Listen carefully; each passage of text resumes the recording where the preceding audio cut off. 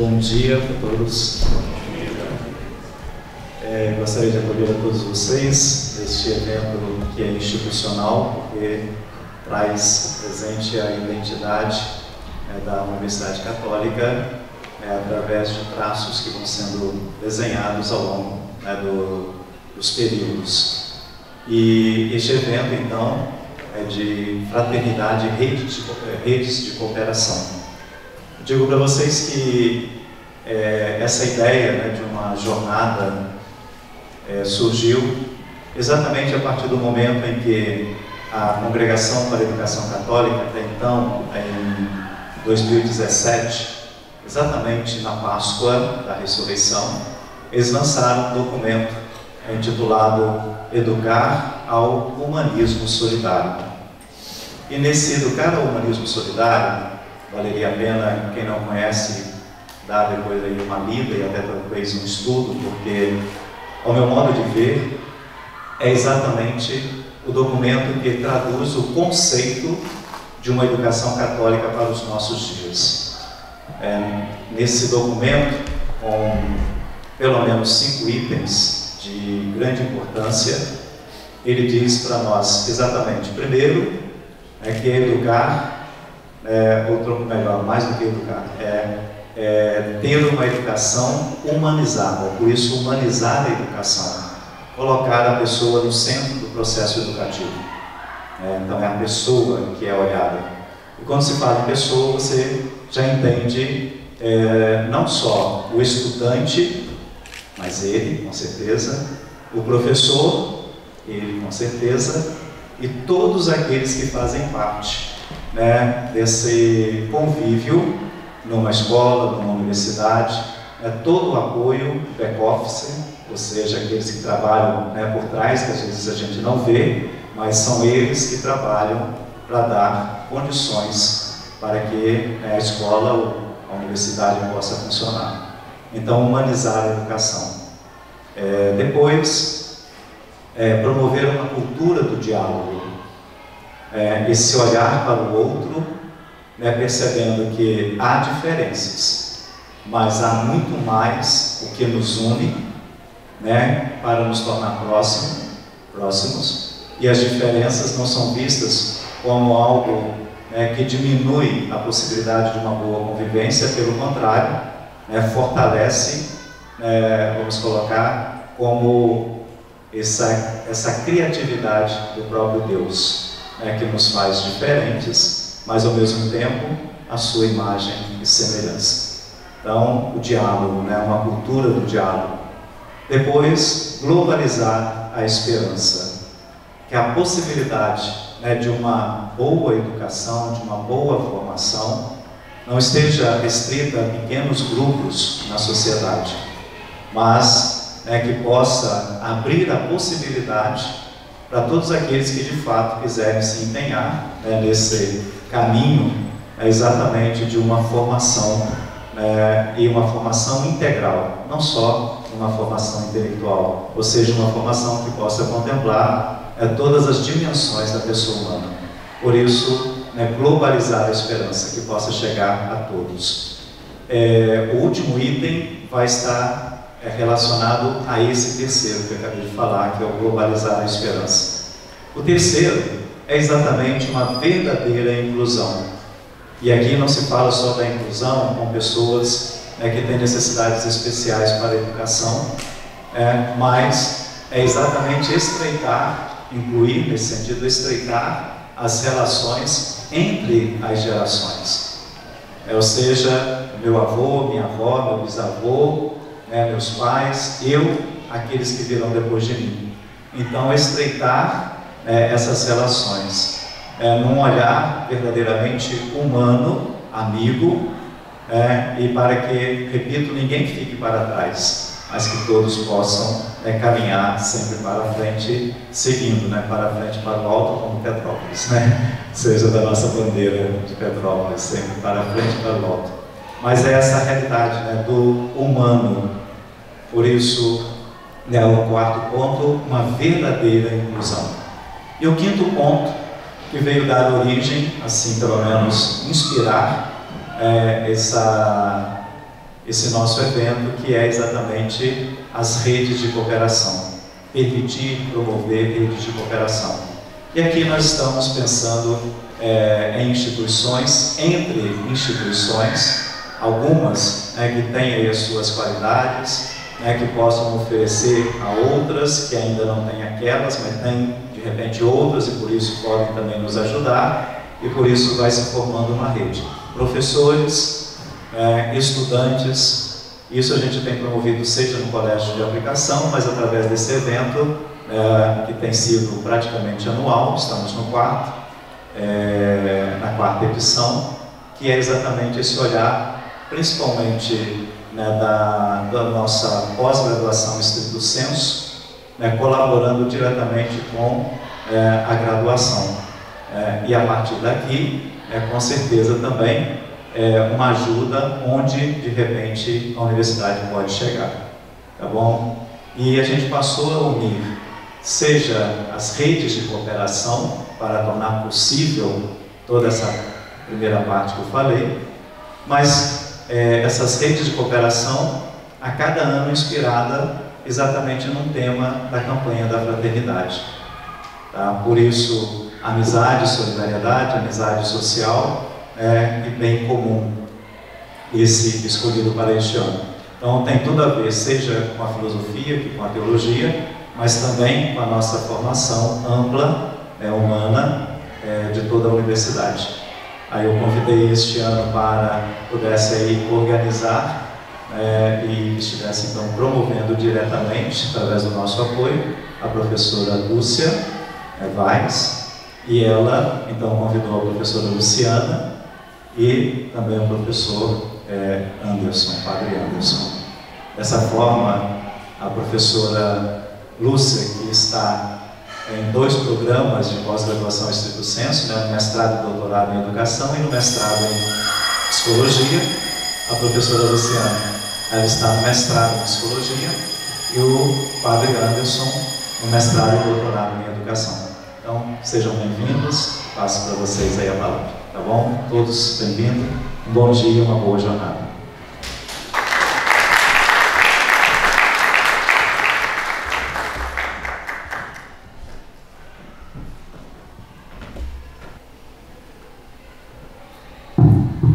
Bom dia, estão ouvindo bem?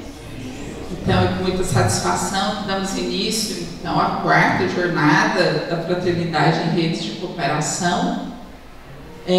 A temática da mesa, como o Padre Pedro Paulo anunciou, é sobre amizade, solidariedade e bem comum. Então, agradeço muito a presença e o convite do nosso magnífico reitor, Padre Pedro Paulo, a presença dos professores, do Padre Carlinhos, da Pastoral Universitária, dos alunos, demais funcionários daqui da universidade. E vou já falar brevemente o currículo de cada um dos componentes da mesa e depois vamos seguir nessa ordem, falando sobre amizade inicialmente, depois solidariedade e, por fim, o bem comum. Então, o professor Dr. Padre Anderson Machado Rodrigues Alves é doutor em filosofia pela Pontifícia Universidade de Santa Cruz de Roma, é coordenador da graduação em filosofia da UCP e professor adjunto do programa de pós-graduação em educação da UCP. Muito obrigada pela presença. A professora doutora Luciana Xavier Senra é doutora em psicologia pela Universidade Federal de Juiz de Fora, professora adjunto do programa de pós-graduação em psicologia da UCP e da graduação em psicologia da mesma instituição. E meu nome é Lúcia Vaz de Campos Moreira, eu sou da área de psicologia, tenho doutorado na USP de Ribeirão Preto e também, como o padre falou, atuo nos 2 programas, educação e psicologia. Antes de iniciarmos o conteúdo, temos aqui uma obra que está sendo vendida, que foi organizada pelo Padre Anderson, que está diretamente relacionada à temática abordada hoje. que o título da coletânea é Educar para as Virtudes e o Bem Comum. Está sendo vendida logo na entrada aqui do Salão Nobre, e ele está dando um desconto especial, custa 80, hoje ele está vendendo a R$60, e ao final, quem quiser pode pegar a dedicatória do coordenador. Então, como eu falei, vamos abordar primeiro amizade. A campanha, eu vou me basear, basicamente, tive a alegria, né, de poder ler, não na totalidade, mas uma boa parte desse livrinho, né, do manual da campanha da fraternidade de 2024. Então, só para vocês relembrarem, muitos, acho que são seminaristas, devem saber muito bem, mas só para relembrar, né, o tema este ano foi Fraternidade e Amizade Social, e o lema: Vós sois todos irmãos e irmãs. Então, o objetivo foi despertar para o valor e a beleza da fraternidade humana, promovendo e fortalecendo os vínculos de amizade social, para que em Jesus Cristo a paz seja realidade entre todas as pessoas e também entre os povos. Então, primeiro a gente tem que entender o que é amizade. Essa palavra tão boa da gente ouvir, né? A gente fala assim, é um país amigo, né? É uma pessoa amiga, e isso traz lembranças, né? Boas para a nossa vida. Então, a campanha da fraternidade traz uma definição, né, sobre amizade, destacando que é um fenômeno humano universal. Então, a questão da amizade é presente em todos os povos, sejam aqueles mais antigos aos atuais e nas diversas culturas, diversos países. E implica nessa livre oferta de si para abrir-se ao mistério do outro, porque o outro enquanto mistério, que a gente nunca conhece totalmente, né, o outro. Sempre há uma novidade. Às vezes a gente fala assim, daquele ali não sai nada bom. Mas, como o outro é um mistério, né, a gente tem que ter esperança. Estávamos falando aqui das nossas blusas azuis. A gente tem que ter esperança, né, e essa abertura para poder olhar o outro também como alguém que tem a novidade, né, que pode florescer a sua potencialidade. E também a amizade transforma a própria vida e a vida do outro. Na sequência, a campanha da fraternidade traz a definição do próprio Sócrates sobre a amizade, né? E ele aborda, né, que os homens têm naturalmente o sentimento de amizade, porque nós necessitamos uns dos outros, não podemos viver de forma isolada, sozinhos, não somos autossuficientes, necessitamos uns dos outros. E também destaca que a amizade vence todos os obstáculos para unir os corações virtuosos. E aí ele aborda essa questão muito importante, que é que, graças à virtude, preferem os homens possuírem paz, haveres moderados, a tudo dominarem pela guerra. Fica a gente ter tudo no mundo e não ter amigos. Então é melhor a gente ter menos bens, mas termos esse bem maior, que é a amizade verdadeira. Também é apresentado para Aristóteles, né, que faz uma abordagem bem bonita, dizendo que a amizade verdadeira não é provocada por uma paixão, mas motivada por um ato de eleição, porque requer a inteligência, né, a gente saber identificar qual é o bom amigo, né, é bom a gente ter amizade com fulano ou ciclano. E essa amizade é caracterizada pela sinceridade, ser sincero, a fidelidade e pelo desinteresse, né? Não é que é oposto à questão do egoísmo, orgulho ou adulação. Então, um bom amigo não é aquele que adula, né, que puxa o saco, entre aspas, mas aquele que quer verdadeiramente o bem do outro, né, e que procura ajudá-lo para atingir esse bem maior. Amizade é amar o outro por si mesmo, por aquilo que ele é e não por aquilo que ele pode oferecer. Ou seja, não é uma amizade interesseira, né, porque ele pode me favorecer em uma coisa ou outra, mas eu tenho uma amizade pelo que a pessoa é, né? Ela é uma pessoa humana e essa relação enriquece a ela e a mim. Então, não é aquela amizade mais sugar, né? Só o que o outro tem, mas eu ofereço e recebo também os bens daquela amizade, né? Os frutos daquela amizade.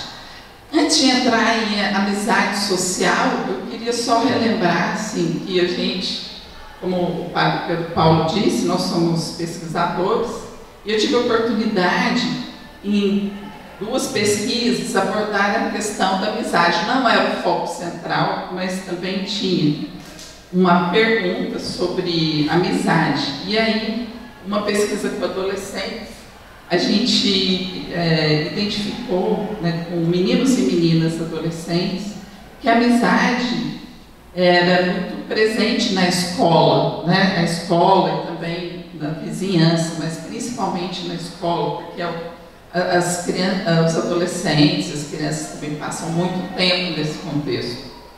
Então, a escola, mais do que um lugar de aprendizagem, é também um lugar de aprender a se relacionar com o outro, com o diferente, né? Então, por isso que durante a pandemia da Covid-19, mesmo as escolas que tiveram atividades online, síncronas, as crianças e adolescentes sentiram muito, porque a escola representa justamente um lugar em que você pode conviver com os amigos. Então, essa falta de convivência cotidiana com os amigos da escola foi bastante prejudicial, trazendo aí ansiedade, né? Às vezes depressão e outras questões também. Também realizamos pesquisa com idosos, ou seja, para vocês verem que nas diversas idades do nosso desenvolvimento, a amizade é algo muito importante.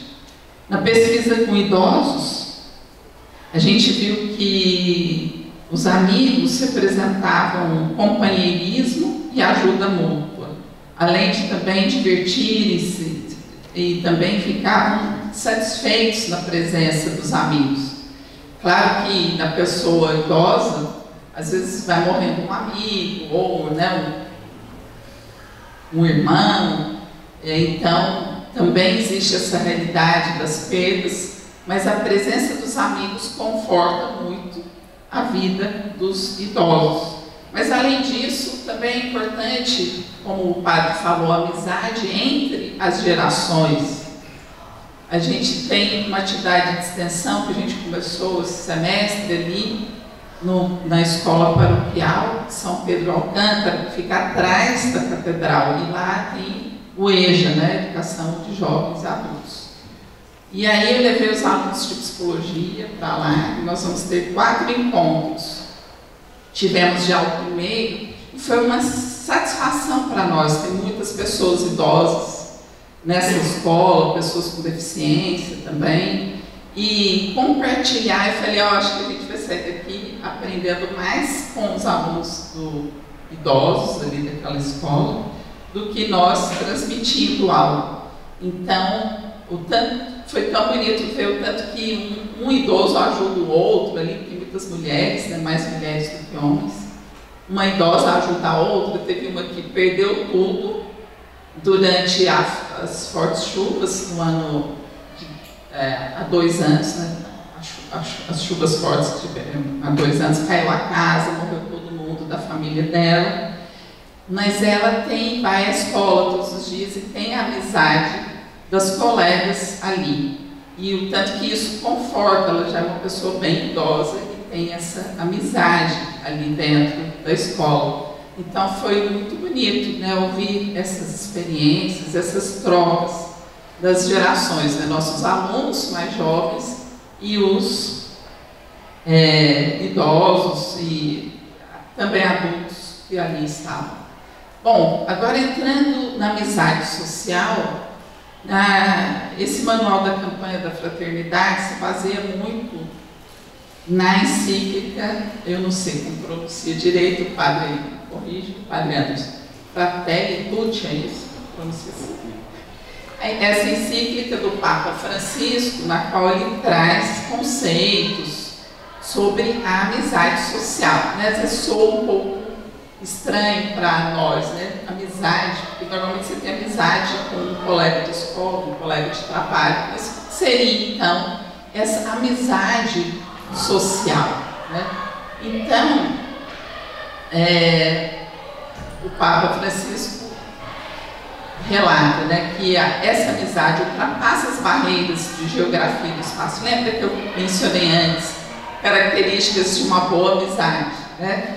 E agora, então, ele amplia esse conceito de amizade para uma amizade social, que a gente não fica só com quem a gente gosta ou é comum a nós, mas também ultrapassa a geografia e o espaço, né? Você também pode ser amigo de pessoas que estão em guerra em outros países, amigos dos nossos vizinhos e também amigos de pessoas com nível socioeconômico diferente, né? Como eu falei, a gente foi ali à escola São Pedro de Alcântara, né? Escola paroquial, que é perto da minha casa, mas eu nunca tinha entrado lá na escola, não tinha visto toda essa riqueza que tinha. Então, essa amizade social é a gente se abrir ao outro, né? Sair um pouco da nossa zona de conforto, só daqueles amigos que você gosta de passear ou conviver, mas também olhar para as outras pessoas como amigas, como pessoas que podem receber a nossa convivência, a nossa atenção. Então, a amizade social permite reconhecer, valorizar, amar todas as pessoas. Claro que a gente da psicologia sabe muito bem. A gente tem a questão do apego, do vínculo. Existe, por exemplo, um filho, né? Você às vezes se sacrifica muito por conta dele, é natural, isso é humano. Então, a gente vê as diferenças entre as pessoas. Para alguns, a gente tem uma responsabilidade maior, mas isso não implica que a gente não se abra também para as pessoas de outras culturas, de outros níveis socioeconômicos. E, então, essa capacidade diária de alargar o meu círculo, chegar àqueles que espontaneamente não sinto como parte do meu mundo de interesses, embora se encontrem perto de mim. Então, formar uma comunidade de irmãos que se acolhem mutuamente e cuidam uns dos outros. E esse amor que nos permite construir uma grande família na qual todos nós podemos nos sentir em casa, né? Então, mesmo com as diversas diferenças, somos da mesma família, somos todos humanos. Então, continua o Papa Francisco, que as ações derivam de uma união que propende cada vez mais para o outro, considerando precioso, digno, aprazível e bom, independente das aparências físicas e morais, né? Então, a gente ama a pessoa por ser uma pessoa, não porque ele tem uma característica ou outra. Então, todos nós temos nossos defeitos, nossas qualidades, mas essa questão de nos abrirmos para também conhecer a outra pessoa, termos interesse desse relacionamento, né? Então, o amor ao outro, por ser quem é, impele-nos a procurar o melhor para a sua vida. Então, só cultivando essa forma de nos relacionarmos é que tornaremos possível aquela amizade social que não exclui ninguém e a fraternidade aberta a todos. Durante a pandemia da Covid-19, a gente sentiu muito essa dificuldade, né, por não poder encontrar, abraçar as pessoas. Por outro lado, o outro ficou visto como alguém perigoso, porque poderia transmitir Covid, que poderia, inclusive, gerar morte, né, ou em nós, ou nas pessoas que a gente pudesse transmitir essa doença. Então, acho que intensificou mais ainda o outro como alguém perigoso, né, que a gente tem que tomar cuidado. E também a questão da violência, o medo de ser assaltado, de ser assassinado, né? Então, isso tudo dificultou muito essa questão da amizade social, além do individualismo. Então, por isso que a amizade social é uma convocação a valorizar o direito à vida, né? Então, mesmo aqueles que ainda não nasceram, né, os nascidos, têm direito à vida. Então, ter uma amizade social, inclusive, com esses que não podem ainda se defender. O direito ao desenvolvimento integral da pessoa, né, para que atinja toda a sua potencialidade, sobrepondo-se a um individualismo utilitarista que fecha as pessoas a transcendência de si mesmas que surge na interação social. Então, essa amizade social é justamente um antídoto contra um ser humano fechado em si mesmo e, consequentemente, contra um mundo fechado aos vulneráveis e improdutivos, inclusive com o envelhecimento populacional intenso, né, no Brasil, como algo muito rápido. Teremos em breve aí. Hoje a proporção é de a cada 100 crianças nós temos 80 idosos. Então daqui a alguns anos essa proporção vai ficar semelhante. Então a amizade não é aqui já desse padre, parece que já é falecido, Raul Paiva, num texto sobre amizade social. A amizade não é um clube exclusivo, mas uma escola na qual treinamos competências a serem universalmente aplicadas. Então, a convivência com nossos amigos, temos que abrir para que também outras pessoas sejam acolhidas.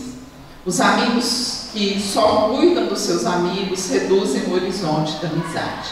E no que diz respeito às famílias, né, além de, claro, a nossa primeira responsabilidade é com a nossa família, né, mas também elas precisam se abrir às outras pessoas, não é? Então não adianta minha família estar bem e estar desvinculado do que existe no mundo. Então, por exemplo, é muito interessante levar as crianças para visitarem os abrigos, né, as instituições de longa permanência, visitar os parentes também, e nesse sentido de sairmos de nós mesmos para acolhermos os outros, e isso as crianças vão sendo educadas a olhar o outro também, e não só a si mesmo.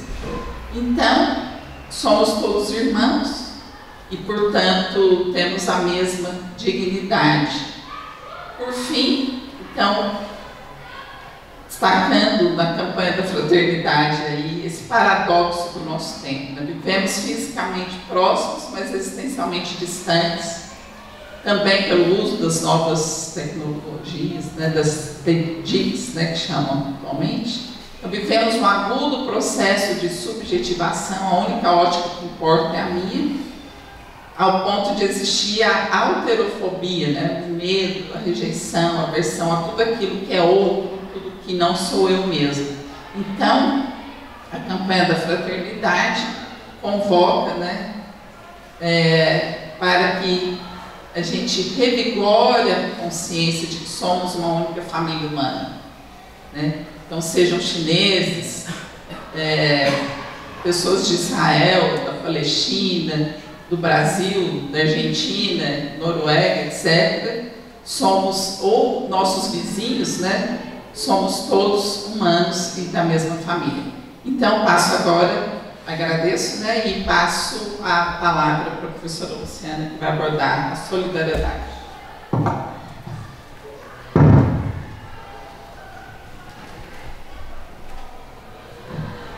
Muito bom dia a todas as pessoas aqui presentes.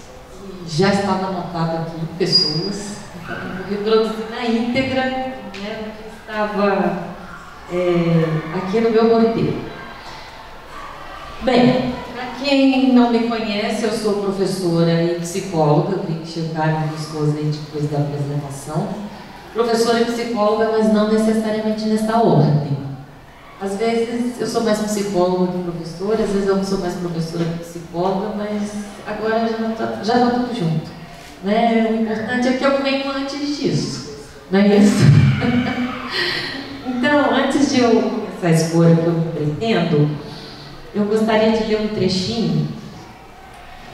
Não é a Bíblia, mas, digamos assim, é a minha bibliografia clássica para uma das disciplinas que eu atuo na minha formação. Depois eu conto no capítulo desse livro em que ela está. Mas o fato é que, certamente, a maioria que está aqui conhece esse trechinho.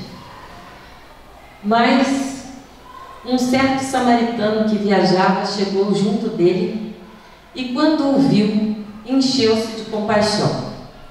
Aproximou-se, cuidou de suas chagas com óleo e vinho, depois o colocou em seu próprio animal, conduziu-o a uma hospedaria e dispensou-lhe cuidados. Lucas 10, 30 a 35. Bem, quando eu recebi o convite para estar aqui, me foi dito que eu poderia sugerir algo a mais junto à temática desse encontro. E aí, rapidamente, eu respondi com a palavra única: solidariedade. A Lúcia deve estar lembrando disso. Sob a justificativa de ela se aproximar mais do que eu estudo e, assim, eu conseguir estar mais bem embasada para poder falar um pouquinho para vocês sobre o tema que nos exige aqui hoje. Porém, quando eu parei para refletir e organizar os pensamentos para estar, né, aqui falando algumas dessas palavras, eu me recordei que essa palavra sempre esteve junto de mim de um modo muito significativo. Eu aprendi em casa que ela devesse guiar minhas condutas onde eu estivesse. Minha mãe, quando me preparava para eu ir para a escola, na época da pré-escola ainda, né, hoje de educação infantil, ela sempre falava assim: filha, presta atenção na aula, em tudo que o professor disser, cuida das suas coisas e da sua merenda. Na hora do recreio, se um coleguinha seu não tiver merenda, divide a sua com ele. É muito feio estar junto de uma pessoa sem nada e não oferecer alguma coisa que você tem. A gente não tem muito, mas divide com quem não tem. Juízo, filho. E todos os dias ela dizia isso antes da aula. Eu ia para a aula e, quando eu voltava, ela perguntava se eu tinha feito tudo certinho na aula e se tinha, de fato, seguido as orientações dela. Coisa de mãe, né, gente? E isso foi até quase a faculdade, não era só quando criança, não. Hoje ela fala outras coisas, é claro. Por que eu contei isso aqui agora? O significado dessa palavra, solidariedade, junto ao dicionário, eu só aprendi depois de muito tempo. Depois de ouvir isso todos os dias ao ir para a escola. E qual o significado dessa palavra no dicionário? Lá fui eu pesquisar, né? Enquanto preparava isso aqui. Característica de quem está exposto a ajudar, amparar, acompanhar, apoiar. Quem se compadece, tem compaixão com as dificuldades ou sofrimentos de outras pessoas, com as misérias com as quais elas se envolvem. E como isso se relaciona com a psicologia, afinal, né? Muitos de vocês devem estar pensando: o que essa psicóloga, professora do mestrado, está contando a história da vida dela aqui, fazendo terapia de grupo? Não, não é isso.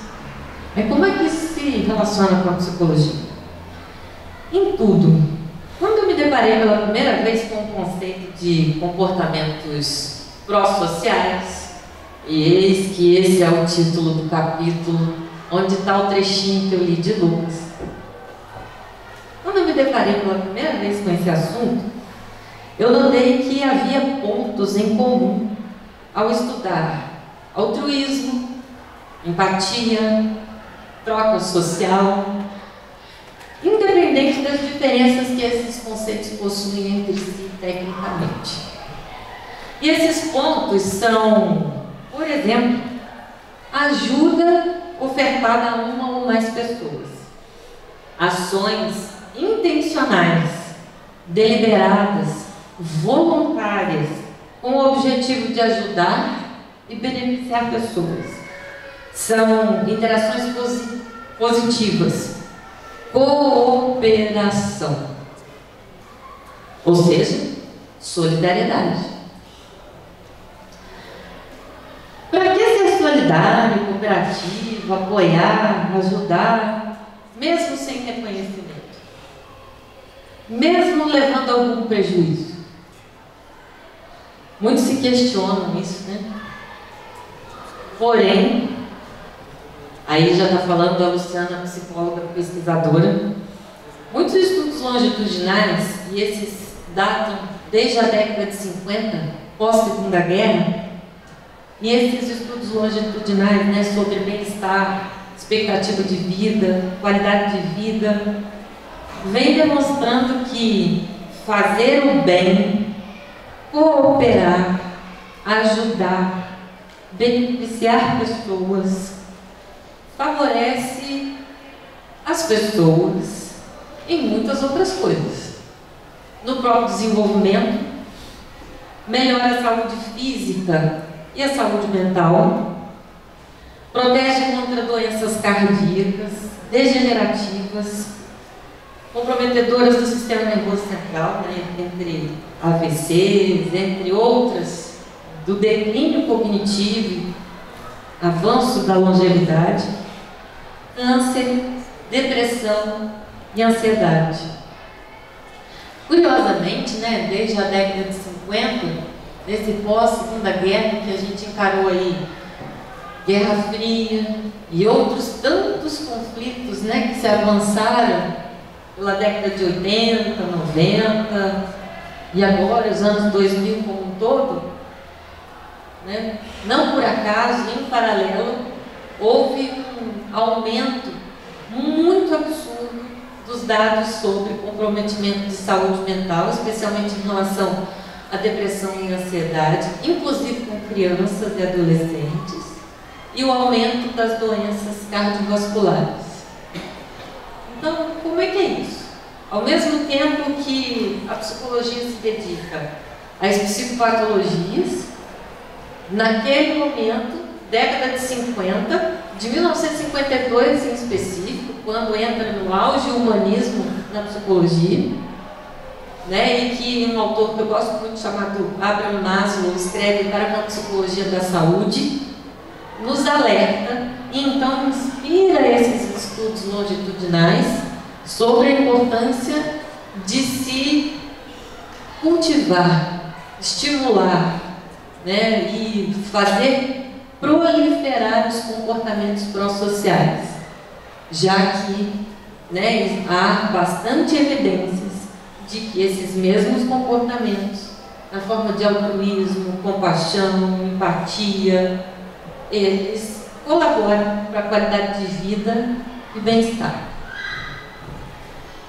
Além disso, melhoram, né, as relações sociais, fazendo cessar conflitos, agressões e violências, principalmente no ambiente doméstico, escolar e comunitário.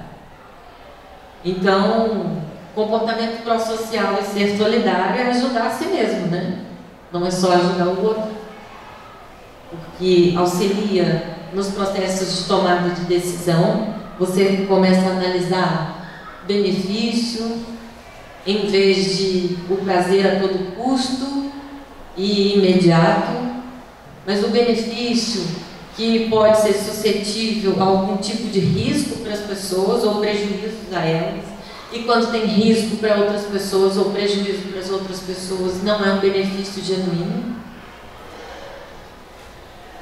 Favorece vínculos, a professora Lúcia, né, citou a importância dos vínculos, e vínculos genuínos que nos façam ser validados e nos habilitem a validar as pessoas como elas são. Qualifica a comunicação, né, favorece a comunicação assertiva, a comunicação respeitosa. Se não me engano, algo muito próximo com a qual a fala do padre Pedro Paulo foi colocada para nós hoje no início da abertura. Melhora a vida em comunidade, por incentivar e estimular trocas. Favorece e estimula o aprendizado, no amplo sentido da palavra aprendizado e principalmente no aprendizado recíproco, com as experiências partilhadas, as experiências trocadas e observadas entre si. Favorece o apoio emocional e prático, o famoso ter com quem contar. Qualifica a relação com a natureza e o meio ambiente, o cuidado com o meio ambiente, com o espaço que a gente ocupa, o espaço com o qual a gente assegura a nossa sobrevivência, o nosso bem-estar. Auxilia na vida prática com as cooperativas de geração de renda, as cooperativas de consumo responsável, as cooperativas pelo bem comum. Daqui a pouco essa fala vai ser, né, mais bem representada na voz do padre Anderson. E por fim, como alguns já me ouviram falar, eu gosto bem de direcionar um pouco as coisas para a vida prática, né?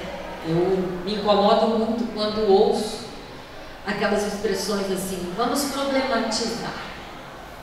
Não, eu não gosto de problematizar nada, já tem problema demais para a gente ficar afirmando que a gente tem que problematizar a vida. Eu gosto de trabalhar com resoluções, solucionatizar, se é que me permite o neologismo.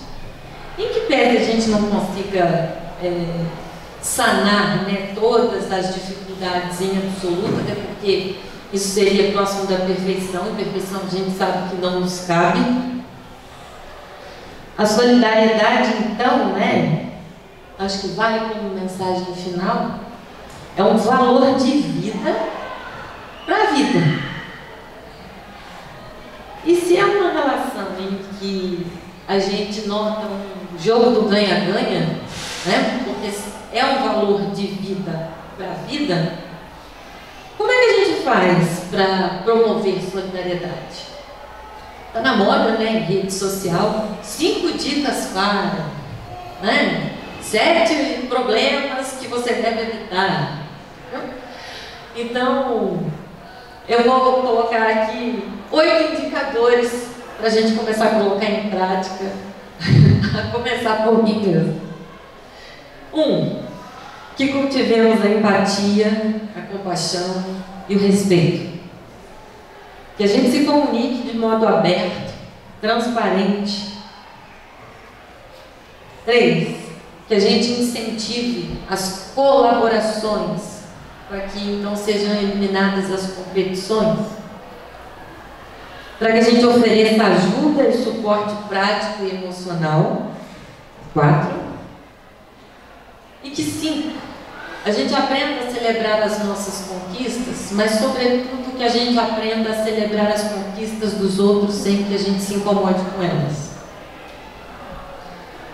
6, que a gente aprenda a elogiar muito mais do que criticar, e que esse elogio seja genuíno, e que a gente não se envergonhe do elogio recebido e nem do elogio feito publicamente.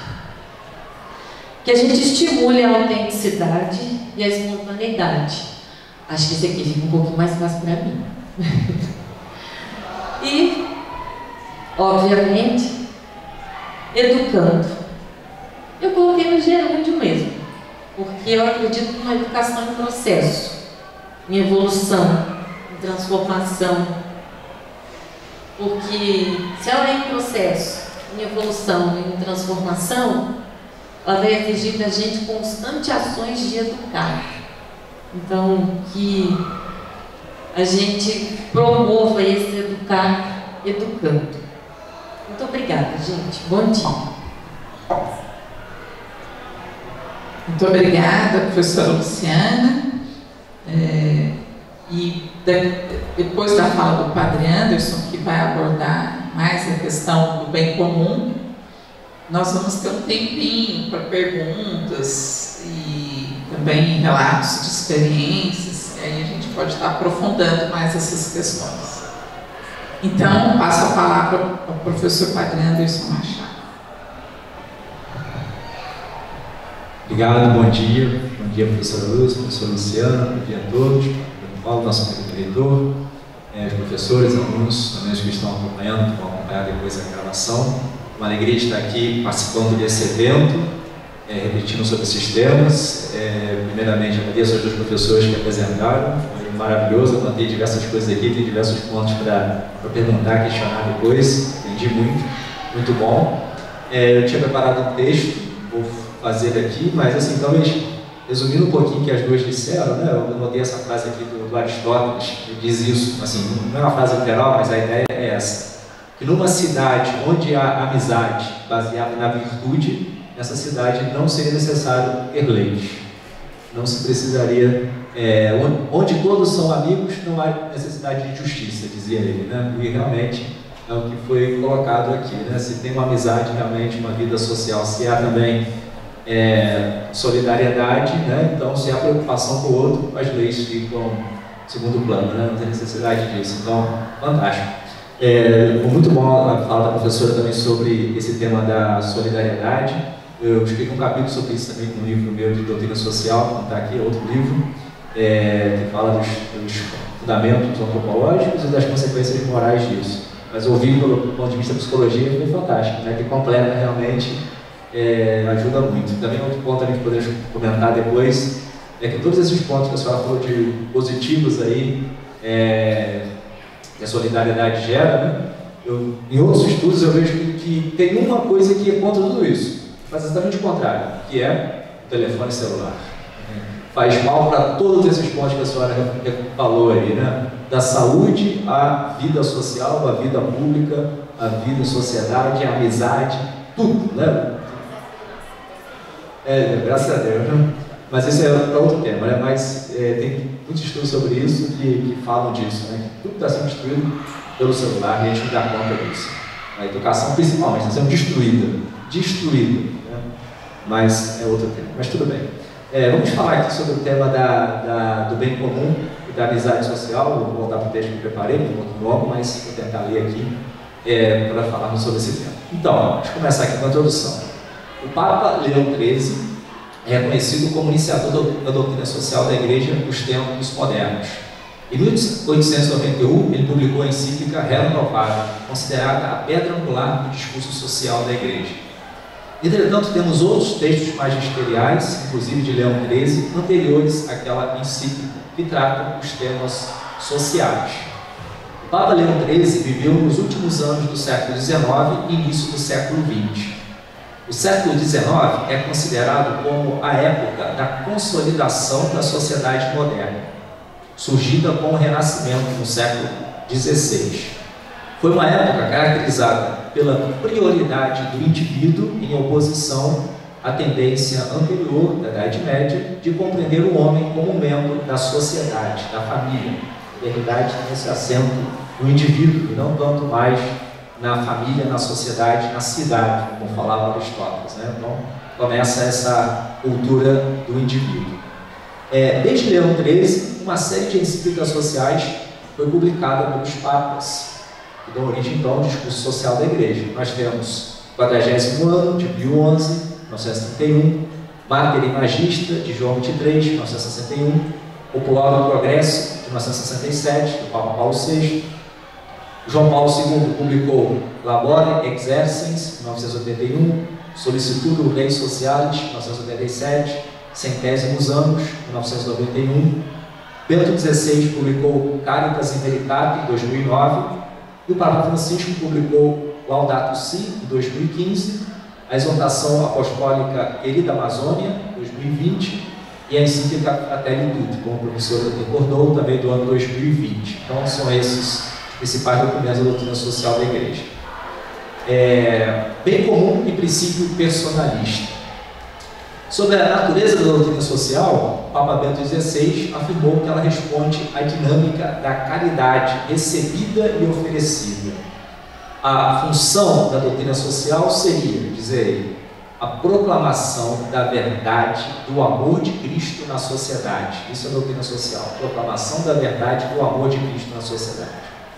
O Papa Francisco explicou a razão pela qual a Igreja expressa a sua opinião sobre assuntos que afetam a comunidade mundial no discurso de 7 de janeiro de 2019 ao corpo diplomático. Ele diz o seguinte: a missão que Jesus dirigiu a Pedro e seus sucessores leva o Pontífice e a Santa Sé, citação, a preocupar-se com toda a família humana e suas necessidades, mesmo de ordem material e social. Aí continuava ele: é certo que a Santa Sé não procura interferir na vida dos Estados, porém, ela observa os problemas que dizem respeito à humanidade com o propósito sincero e humilde de se colocar ao serviço do bem de todo ser humano e pretende trabalhar para promover a construção de sociedades pacíficas e reconciliadas. Essa seria, então, a natureza da doutrina social. A doutrina social da Igreja, como toda ciência, parte de princípios fundamentais. O Compêndio da Doutrina Social da Igreja, publicado em 2006, fala quais são esses princípios. O primeiro é o princípio da dignidade da pessoa humana, do qual todos os demais princípios encontram o seu fundamento. Depois, o princípio do bem comum, que inclui a destinação universal dos bens e o direito à propriedade privada. Depois, o princípio de subsidiariedade, que inclui o dever de participação. E o princípio da solidariedade, que foi exposto aqui também, é um dos princípios chaves da doutrina social da Igreja. E todos eles, então, têm como princípio, ou seja, têm como fundamento último a dignidade da pessoa humana. Por isso dizemos que a doutrina social assume o chamado princípio personalista, as filosofias personalistas, que colocam a pessoa no centro. E é assim que fala o compêndio sobre o que significa esse princípio personalista. Ela diz o seguinte: o compêndio da doutrina social, número 105, fala assim: a Igreja vê no homem, em cada homem, a imagem do próprio Deus vivo, imagem que encontra e é chamada a encontrar sempre mais profundamente plena explicação de si no mistério de Cristo, imagem perfeita de Deus, revelador de Deus ao homem e revelador do homem a si mesmo. A esse homem, que recebeu do próprio Deus uma incomparável e inalienável dignidade, a Igreja se volta e lhe rende o serviço mais alto e singular, chamando constantemente a sua altíssima vocação, para que dela seja cada vez mais consciente e digno. Então esse é o princípio personalista. A Igreja vê em cada homem a imagem de Cristo, né? A imagem do próprio Deus vivo. Tá? São Tomás fala isso, que o homem foi feito à imagem de Deus, enquanto Jesus é a imagem do Pai. Né? A imagem de Deus, a imagem do Pai. A diferença é uma crase. Né? O homem é feito à imagem de Deus, semelhante a Deus. E Jesus é a imagem do Pai. Ele é Deus, é o Filho de Deus. Né? Então a nossa diferença com ele é uma crase que diz tudo, né? Essa crase aí. Jesus é a imagem. Nós fomos feitos à imagem de Cristo, que é a imagem. Né? Parece jogo de palavras, mas não é. Muita teologia que está implicada aqui. Então, esse é o princípio personalista.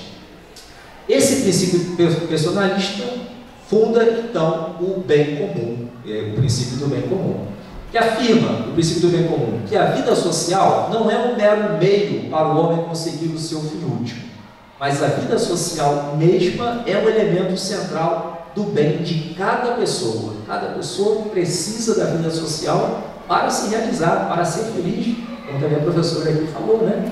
Nós precisamos de ser solidários para o nosso bem, para a nossa felicidade, para a nossa realização. Inclusive a nossa saúde depende disso, né? Então, inclusive do ponto de vista humano. Então, a vida social é fundamental para o bem do homem. Isso implica a rejeição de todo tipo de fundamentalismo, anarquismo, terrorismo, separatismo, sectarismo. Portanto, o bem comum é um princípio de inclusão, de participação de todos. Consequentemente, o princípio personalista do bem comum exige a promoção de todas as formas de participação na vida social, seja dos indivíduos, seja dos chamados corpos intermediários ativos, como protagonistas sociais. A lógica personalista do bem comum permite exigir sacrifícios pessoais em vistas do bem comum político da comunidade, que é o bem comum, mas rejeita a possibilidade de sacrificar de modo utilitarista um ser humano para melhorar o bem de todos. Isso é impossível, pela razão que aquele alguém é sempre uma pessoa. Então, ou seja, é possível, por exemplo, fazer sacrifícios para nossa aposentadoria, né? Que a gente pague mais para ter uma aposentadoria melhor. É lícito o Estado pedir esse tipo de sacrifício, mas o Estado nunca pode pedir o sacrifício de uma pessoa concreta. Matá-lo para salvar todos. Isso seria totalmente ilícito. Então, isso significa esse princípio de bem comum. Então, cada pessoa tem uma dignidade incomensurável e inviolável. Por isso, o princípio da ética filosófica, que supõe esse princípio universalista, diz o seguinte: que o meu bem é que tu realizes o teu bem, ou seja, o teu bem é que eu realize o meu bem. Então há essa reciprocidade completa. Isso significa que o bem pessoal e o bem comum se implicam. O bem comum não é a mera soma dos bens individuais, como afirma o utilitarismo. O bem comum não é o bem do todo, como se prescindisse do bem das pessoas que o compõem. Essa é a visão totalitária. O bem comum não é a soma dos bens e interesses das pessoas singulares, segundo a visão liberal. O bem comum está relacionado com o desenvolvimento integral do homem e afeta todos os membros da sociedade. Ele contribui para o desenvolvimento do homem todo e de todos os homens. Essa é a expressão de Paulo VI. O bem comum colabora com o homem todo e todos os homens. É esse o bem comum. Não é o mesmo que interesse comum ou opinião pública. Ainda mais na nossa época, a era das mídias, que frequentemente a opinião pública não coincide com a opinião publicada. Nós temos opinião publicada, mas nem sempre temos opinião pública nos meios de comunicação. Temos esse problema sério. O bem comum diz respeito às condições externas da vida social, na medida em que contribuem para o desenvolvimento do homem. O bem comum foi definido pela doutrina social da Igreja, Gaudium et Spes 26, como o conjunto das condições sociais que permitem, tanto aos grupos como a cada um dos seus membros, atingir a sua perfeição, do modo mais completo e adequado. O bem comum interessa, então, a vida de todos, ainda que na prática nem todos participem em alguns bens que estão incluídos no bem comum. Por exemplo, nem todos têm acesso a todos os serviços educativos, sanitários, de transporte ou de lazer. O bem comum são os bens para toda a comunidade, pois, em conformidade com a natureza social do homem, o bem de cada um está necessariamente relacionado com o bem comum. O Catecismo da Igreja Católica fala isso. O bem comum possui também uma dimensão teologal, porque a vida do homem é a vida com Deus, e Deus é o bem comum que transcende a todos os homens. Como consequência, o estado aconfessional e a liberdade religiosa não implicam a ignorância do fenômeno religioso, nem pode ter por objetivo dificultar a prática religiosa. O estado aconfessional ou a liberdade religiosa deve garantir o respeito pela religião. A liberdade religiosa aqui não significa libertar a sociedade da religião, é o contrário, é garantir o culto na sociedade, garantir que as religiões tenham liberdade de ter o seu culto e de se manifestar na vida pública. O Estado não pode exigir que a religião fique confinada no âmbito das consciências individuais, sem uma expressão pública. Então, a concepção de bem comum que elimine Deus da vida social é uma falsidade. Como diz o Hid Lubac, citado pelo Papa Paulo VI na Popular Progresso, diz assim: certamente o homem pode organizar a terra sem Deus, mas, ao final, sem Deus, não a pode organizar, senão contra os homens. Ao tentar organizar a sociedade com Deus, organiza uma sociedade contra o homem. E se é contra o homem, é contra o Estado. Então, seria um Estado trabalhando contra ele mesmo. O laicismo procura, então, retirar Deus do influxo religioso da vida social, especialmente das políticas da família e da educação. Porém, ao fazer isso, ele se volta contra o próprio homem, contra a sociedade e, no final, contra o próprio Estado. E o Estado moderno surgiu para defender a liberdade e a iniciativa pessoal. Se o Estado se opõe à liberdade e à iniciativa pessoal, ele está destruindo a sua própria razão de ser. Então, um Estado laicista é uma contradição, é um mal comum e, aí, além disso, destrói a si mesmo, perde a sua razão de ser. Então, resumindo aqui, né? Qual é o conteúdo do bem comum? Podemos sintetizar em 3 pontos aqui. O bem comum pode ser utilizado nesses 3 pontos: o respeito pela pessoa, pelos seus direitos invioláveis, implica o exercício das liberdades e dos direitos naturais da pessoa, entre eles, Gaudium et Spes, implica o direito de agir segundo a reta norma da sua consciência, o direito à salvaguarda da sua vida privada e a justa liberdade, mesmo em questão religiosa, em matéria religiosa. Gaudium et Spes. Então, respeito pela pessoa e seus direitos invioláveis. Primeiro aspecto. Segundo aspecto, o bem comum significa o bem-estar social e o progresso da sociedade. Porque o progresso é o resumo de todos os deveres sociais. Quando todos os deveres sociais estão funcionando perfeitamente, a sociedade cresce, progride, né? O terceiro aspecto do bem comum é a paz, entendida como estabilidade e segurança de uma ordem justa. Essa é a definição desde Santo Agostinho. O que é a paz? Estabilidade na justiça. A justiça estável é a paz, né? Então, ou seja, sem justiça não há paz, não há bem comum realizado. Então, a paz é essa estabilidade na segurança e na justiça. Supõe que o Estado garante a segurança da sociedade e dos seus membros com meios honestos. O bem comum, então, nesse sentido, é a base do direito à legítima defesa pessoal e coletiva. Tá bom, gente? Tem mais coisa, mas não dá para falar mais, porque já acabei meu tempo, né? Mas eu acho que deu para ter uma visão aqui. Eu acho que agora é mais interessante o diálogo nosso aqui, que seria ótimo, e também as perguntas de vocês. Vou ficar por aqui, porque senão não dá mais tempo. Tá bom? Muito obrigado pela atenção de todos, muito obrigado pelo convite, por essa participação. Agradeço mesmo de todo o coração. Muito obrigada, Padre Anderson Alves, pela importante reflexão sobre o bem comum, né, algo tão necessário na sociedade atual. E então, nesse momento, abrimos para questões, relatos de experiências também, que abordem tanto a amizade quanto a solidariedade e também o bem comum. Alguém gostaria de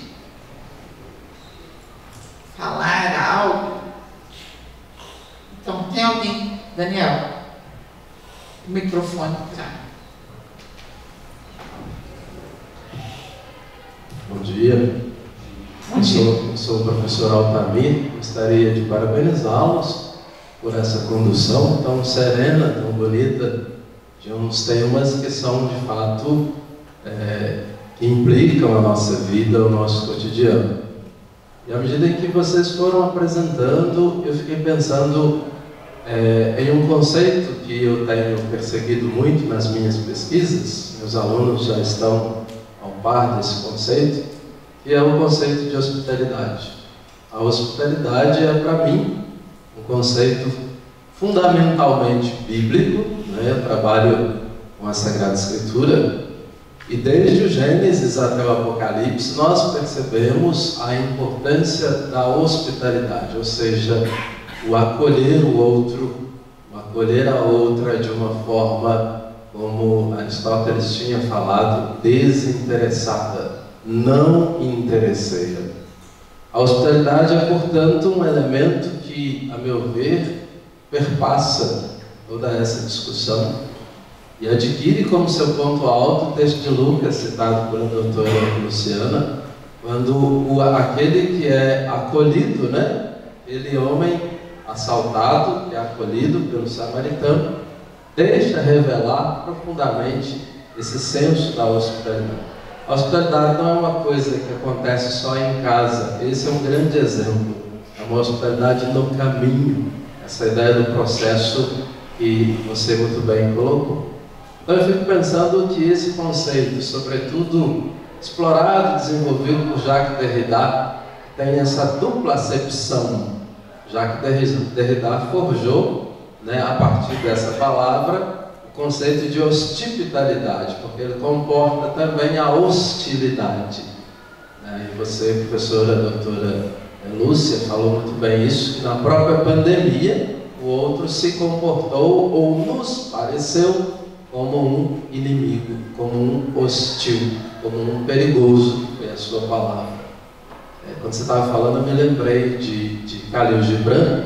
Khalil Gibran tem um poema e uma fala muito bonita, que ele diz assim: quando fores na minha casa, não limpes os pés ao entrar, mas ao sair, porque você pode sair contaminado de mim. É o que nós vimos na pandemia. Então a hospitalidade, ela, a meu ver, perpassa a amizade, solidariedade e o bem comum. Sem uma boa acolhida, nós não podemos exercer nada disso. Nós não podemos ser amigos, nós não podemos ser solidários, nós não podemos corresponder ao bem comum. Então acredito que hoje, aqui nós tivemos uma oportunidade bastante boa de percebermos esses elementos todos, e uma vez mais agradeço pela generosidade de vocês em compartilhar isso. Obrigado. Obrigada, professor Altamir. Acho que podemos ouvir outras colocações, depois a gente faz comentários. Quem mais gostaria de partilhar algo da vida sobre a temática de hoje? Gostaria apenas de explicitar aquilo que a professora Luciana contou sobre a sua própria vida, de maneira tão bonita, não é, íntima, na sua infância, quando a mamãe dizia para ela, antes de ir para a escola, dando aqueles conselhos, né, sobre dividir o lanchezinho, né, e dando conselhos úteis, né, para uma vida assim de solidariedade. Eu fiquei pensando, né, como que o nosso povo, às vezes, sem entender a palavra, pratica aquilo que ela significa, né? E depois você mesma disse que mais tarde procurou o significado desta palavra no dicionário, não é? Ou seja, aquilo que você aprendeu de maneira prática, depois foi ver, foi conhecer o significado da palavra, né? E isso é muito interessante, que até na nossa experiência mesmo de pastoral dentro da universidade, nós experimentamos isso, né? Pessoas que vivem sem saber a solidariedade, né? Vivem sem saber essa fraternidade, sem saber o conceito, digamos assim, clássico, né? E vivem de maneira muito humilde, muito simples, no dia a dia, essa solidariedade. Agora, eu penso, seria até uma espécie de pergunta, ou questionamento, enfim, né? Como fazer com que essas pessoas entendam que aquilo que elas já praticam é um bem, e esse bem deve ser continuado e preservado, não é? Para que ele também não se distorça, enfim, né? Como aproveitar isso, né, que já existe, né? Essa solidariedade que leva ao bem comum e que é fruto da amizade, para não se perder, não é? Porque pode ser que ao longo do caminho, digamos, graças a Deus, a Luciana continuou nesse caminho, mas se ela se perdesse, né, ou nós também nos perdêssemos, né, nós que fomos educados assim também, mas mais nos ensinando, os pais, né? E, então, como fazer com que esses valores não se percam, né? Também fica um desafio aí, bem comum, amizade, solidariedade, já existem, mas como não perdê-los, né? O professor falava da hospitalidade, que pode se transformar em hospitalidade, né? Interessante isso também, né? Então, apenas essas questões. Tem mais uma? Muito obrigada, Padre Carlinhos. Quem mais gostaria de partilhar? Aproveitar o tempo, gente.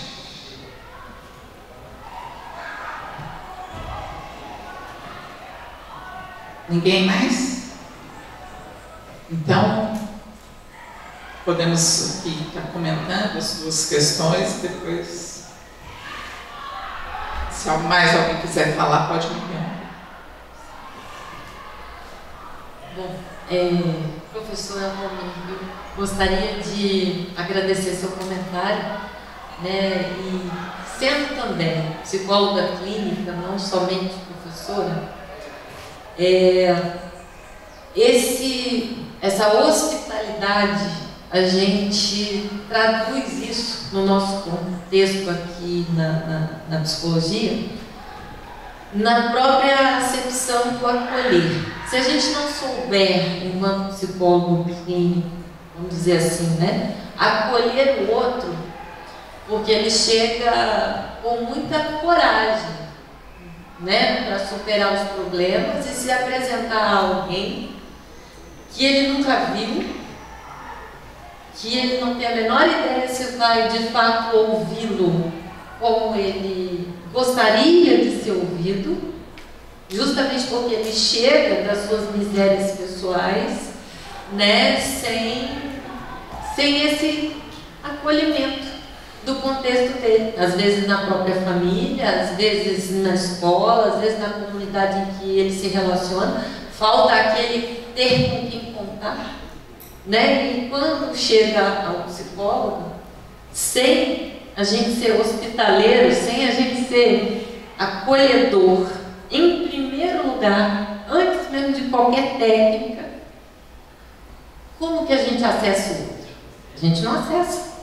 É condição, eu diria, sine qua non no trabalho clínico, né? De saber acolher. E acolher não é só receber, né, com aquele risinho, na vozinha mansa, né, como alguns professores ensinam que tem que fazer no setting terapêutico.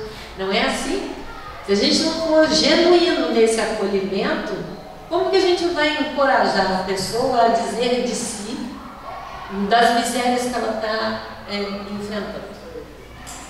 Então, a ação de ser e fazer a hospitalidade simultaneamente. Então, eu concordo em muito, sem esse acolhimento, sem essa hospitalidade, no sentido de, inclusive, transmitir isso ao outro para que ele se sinta seguro ao dizer do que ele já não esteja mais suportando, nenhuma técnica vai funcionar, né? Nenhum título de DR do lado faz sentido. Pelo menos eu entendo o meu aporte profissional por essa via. E pegando o gancho dessa fala, para comentar, né, o que o Padre Carlinhos nos colocou, como é que a gente faz para não se perder no caminho, né? Foi justamente isso que me motivou, Padre Carlinhos, a estudar psicologia e a entender por que naquela comunidade que eu vivia lá na infância e adolescência, tanto daqueles meus colegas se perderam em situações de violência, tráfico de drogas, violência de ambiente doméstico. Isso me incomodou muito, né? E voltando um pouco para a fala do professor Altamir, muito me incomodava o comportamento hostil e antissocial. Só que fazer levantamento disso, né, como acontecia, isso começou a me desgastar bastante, porque, né, não fazia muito sentido. Se essas pessoas já estão perdidas no caminho, como é que eu vou levar alguma coisa que as faça a reorientar a vida, a ter um próprio curso? Essa é a pergunta que eu me coloco ainda todos os dias, à medida que, né, trabalhar com um comportamento hostil, agressivo, violento não é muito tarefa fácil, né? Principalmente quando as pessoas se autoagridem tanto quanto né, e não sabem que estão fazendo isso, tanto quanto também não sabem que são solidárias e ativas. Então, esse não saber, eu diria que ele é recíproco, tanto da ótica da bondade, né, da virtude, quanto da ótica do se perder. Eu não vou falar da maldade, eu prefiro não falar assim. E aí, a pergunta é desafiadora, e se eu entendi bem o questionamento, uma das maneiras, né, que me parece mais significativa de tentar sanar isso, não se perder, é justamente fazer, às vezes, o básico que a gente desaprendeu a fazer. Da cordialidade, do acolher, do validar o outro nas expressões e talentos dele, né? Em vez de, por exemplo, eu tirei 10 na prova hoje, você não fez mais que sua obrigação. Isso é elogio? Não. Isso é um reforçador de um comportamento pró-social, de bem-estar? Não. Qual é o elogio para um tirou 10? Parabéns, meu filho. Isso significa que você cumpriu bem todo o seu processo. Estudar não é tarefa fácil. O 10 é o resultado de tudo que foi acontecendo. Você se dedicou, você abriu mão, né, de fazer outras coisas no horário do estudo. Olha como o básico vai se perdendo no dia a dia. E continua estudando, é claro, né? Para ter outro 10, tem que continuar. Só que em vez disso, né, quando o menino chega depois de ter tirado 10 e tira um 8, aí você fala assim: sabia? Que nota é essa? Aquele 10 foi porque você estava interessado no que eu te prometi. Olha a crítica. Olha a falta de validação dessa criança ou desse adolescente ou de qualquer outra pessoa, até mesmo no ensino superior. Por que a gente tem tanta dificuldade com validar a experiência e o talento do outro? Então, eu acho que quando a gente valida a experiência propositiva, positiva, congruente com os objetivos que uma pessoa tem, a gente assegura, né, que ela se perca menos no caminho, em que ela saiba, por exemplo, enfrentar desafios sem sucumbir, que ela enfrente os inevitáveis julgamentos sociais sem se sequestrar de si mesma em função desses julgamentos sociais, né? E saber, por exemplo, adiar recompensas, entender, né, com clareza o que é um benefício genuíno e não uma vida e agora, né, muito hedônico. Então, né, olha, agora você não conseguiu tirar o 10, mas continua, você continua no seu esforço, você ainda vai tirar o 10. Não é dizer que a pessoa é incapaz ou que ela não vai conseguir, porque ela tem eficácia pessoal, é da nossa natureza isso, é da natureza humana ser gregária, sociável e precisar do outro para nos validar e assim a gente também conseguir validar o outro. É isso que estuda, né, a psicologia social, a nossa natureza gregária de sociabilidade. Como é que em condição de existência humana a gente invalida a sociabilidade do outro para tentar garantir a nossa? Isso não é pró-social, isso é hostil, isso é julgamento. A gente precisa julgar o outro, de que a sociabilidade dele, a natureza gregária dele não é benquista num contexto, a gente está invalidando não só a existência daquela pessoa, como a própria nossa, porque a gente também precisa ser validado. É um desafio? É, mas eu acho que o feijão com arroz das relações. o validar adequadamente a experiência de vida do outro, com as conquistas, e o validar as não conquistas para que elas não se repitam. Acho que é mais ou menos por aí. Vale, Carlinhos? É isso. Obrigado, fantástica a resposta, é muito boa, né? Eu fui notando aqui, vou completar uma coisinha também, mas muito pouco. Primeiro, professor Montamir, muito obrigado pela participação aqui já conosco, também sua reflexão foi excelente, né? Falando do conceito de hospitalidade como central na Bíblia. Com certeza de acordo, eu tenho que aprender mais sobre isso, né? Mas eu fui lembrando aqui também que acho que isso é um conceito central em todos os povos antigos, né? Se a gente estuda os outros povos, é muito comum, eu me lembrei imediatamente dos romances, das poesias épicas da Grécia, né? A Ilíada, a Odisseia. A hospitalidade é um dever, né? Se a pessoa, o estrangeiro chega na sua porta, traz para casa, oferece refeição a melhor possível, senta na sua mesa, oferece um local para dormir, hospedagem, e depois pergunta o nome dele, né? Ou seja, às vezes nem precisa perguntar o nome, primeiro acolhe, dá tudo o que é possível para ele, como se fosse uma pessoa da família, e depois lhe pergunta o nome, né? Isso é comum lá na Grécia Antiga.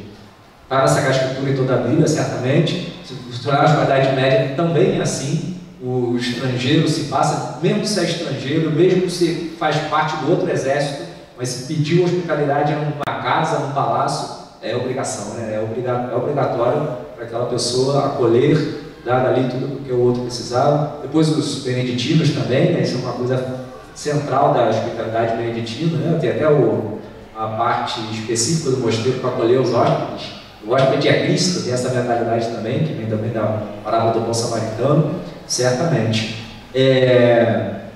Também, você poderia me responder, né? Essa pergunta que eu faço. Acho que está muito ligado também com o conceito de aliança, né, no Antigo Testamento, né? Que o hóspede de aliança, né, está muito relacionado, acho que é um conceito muito importante na Sagrada Escritura, esse Deus que faz aliança conosco, né, e nos acolhe, né, nos leva para participar da sua vida, mas se eu poderia explicar melhor para nós, né, essa relação, mas certamente, né, isso é muito importante.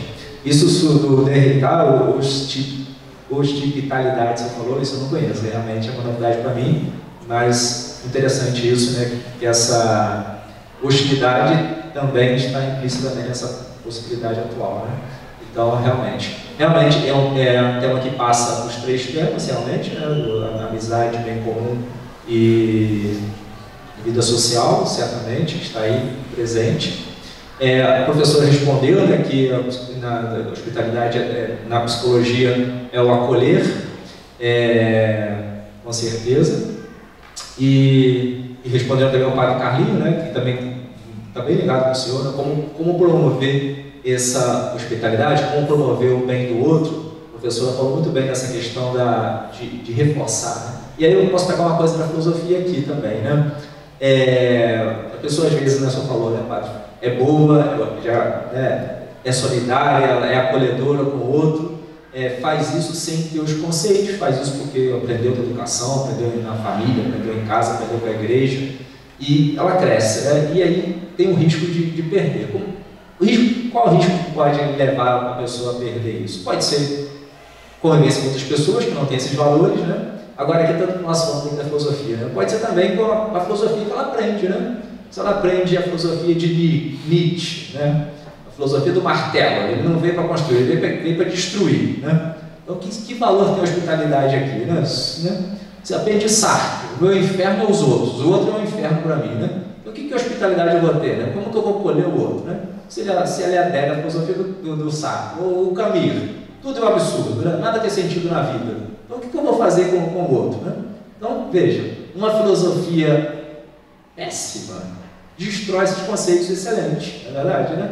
Uma filosofia da destruição, né? Aqui é uma questão minha, né? Que eu acho que existe a filosofia e existem filosofias, que não é a mesma coisa.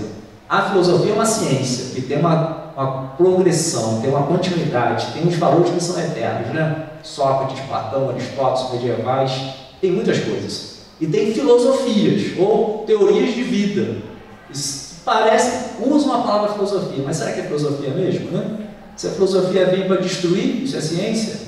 É anticientífico, né? É anti a história, é anti-ocidente, anti-nossa civilização ocidental, anti-Grécia. O Nietzsche falava isso mesmo, né? Eu não quero filosofia socrática, eu quero pré-socrática, quero caos, quero destruição, né? Então a filosofia má destrói isso, né? Então, por isso que, como o professor falou, né? O bem tem que ser reforçado, o bem tem que ser refletido. Esses valores que nós aprendemos naturalmente, precisamos refletir sobre eles. Por que a solidariedade é melhor do que a filosofia da destruição?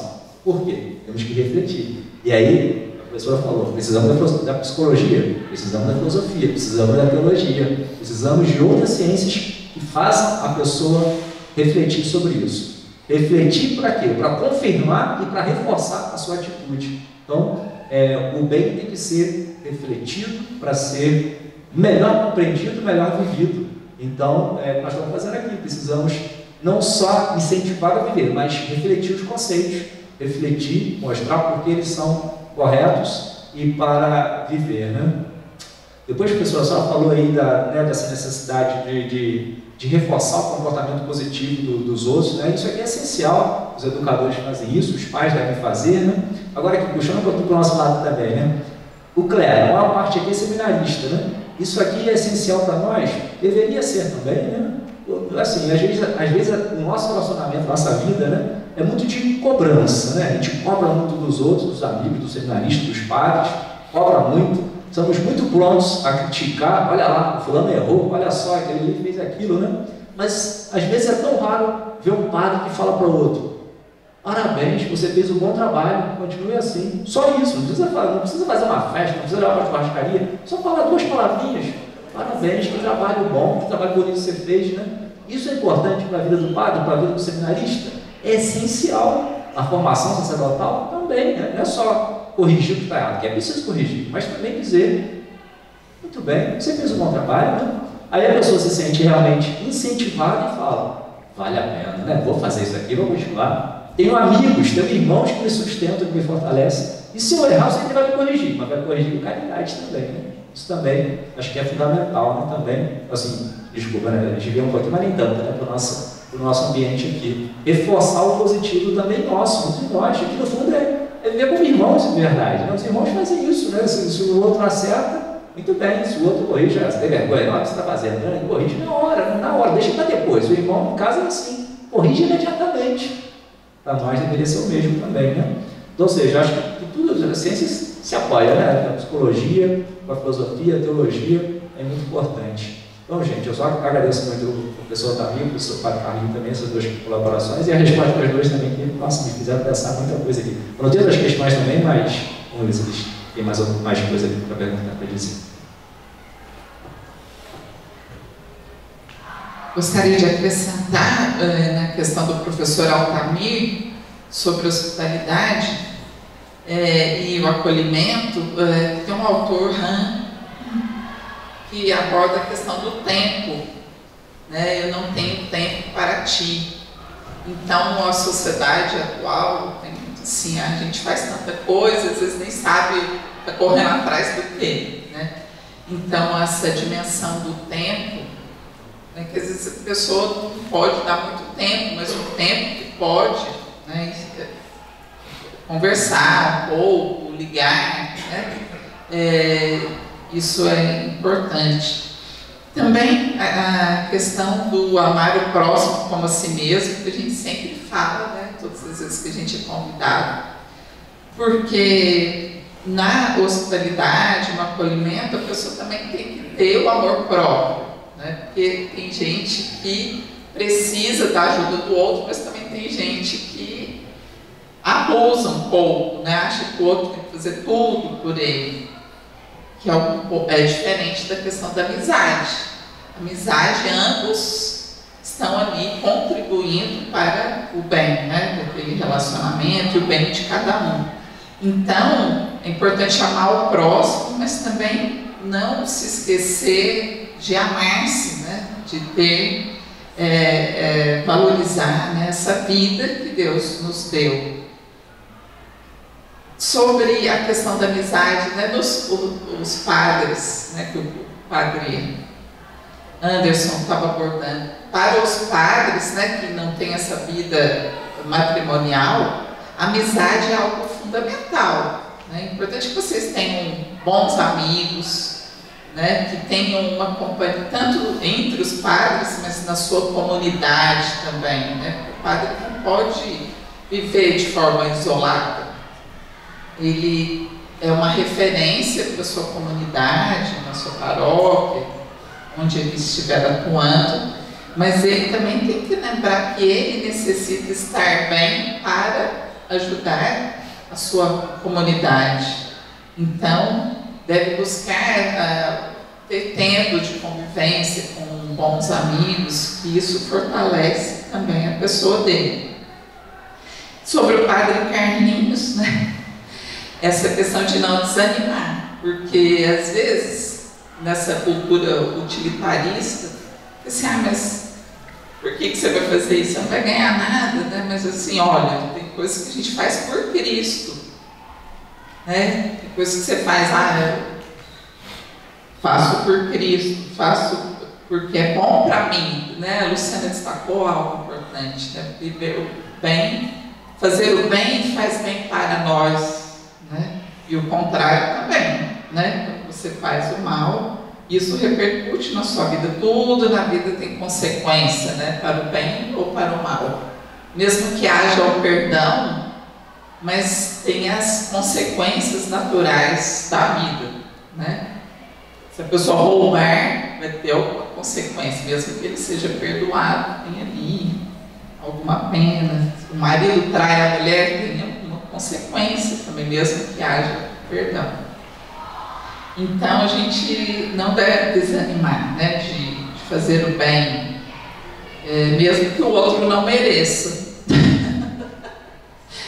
Eu li esses dias de Santa, esqueci agora, falou assim, a gente, é bom que você faça o bem para quem é bom, mas é necessário que você faça o bem para quem é mal, né? É necessário, e como a Luciana falou, né, isso também ajuda a pessoa.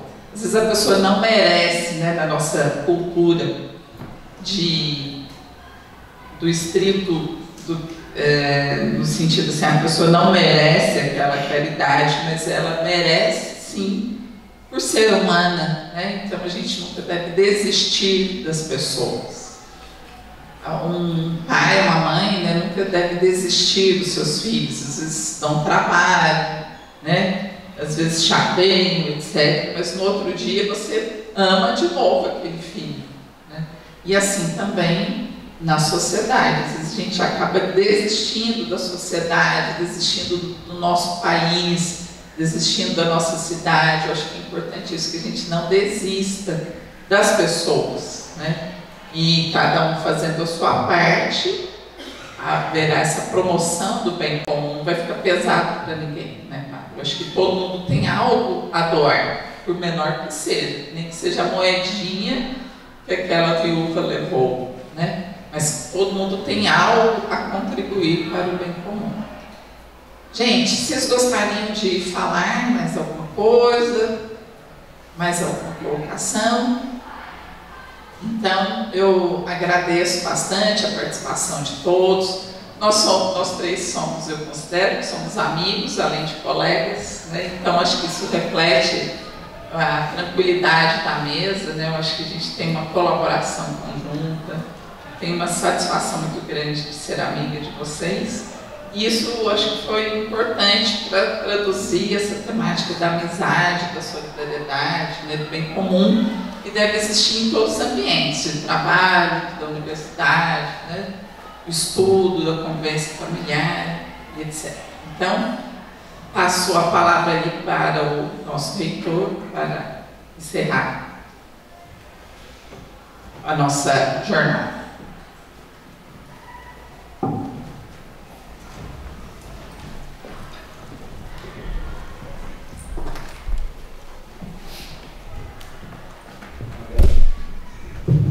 Agradeço os professores pela belíssima exposição, de maneira bastante clara, objetiva, muito próxima.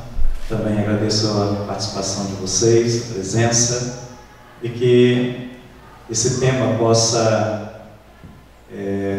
ser traduzido em atitudes concretas, cada vez mais concretas e conscientes, refletidas no nosso dia a dia. Esse é o grande desafio e a grande proposta.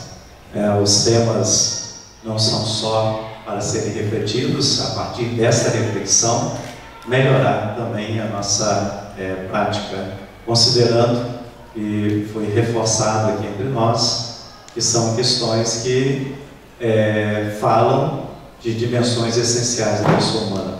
Ou seja, se a gente não trabalha isso, a gente perde, a gente vem menos, vamos dizer assim, a nossa humanidade. A nossa humanidade é que perde, o outro perde, nós perdemos. Pelo contrário, quando nós então fazemos essa experiência na vida, e por isso é cultivado, é alimentado, é fortalecido, é melhorado. Ganhamos em humanidade, ganhamos em nossa convivência, tornamos com certeza um mundo melhor a partir de nós. Então, agradeço imensamente mais uma vez, que Deus continue nos abençoando a todos.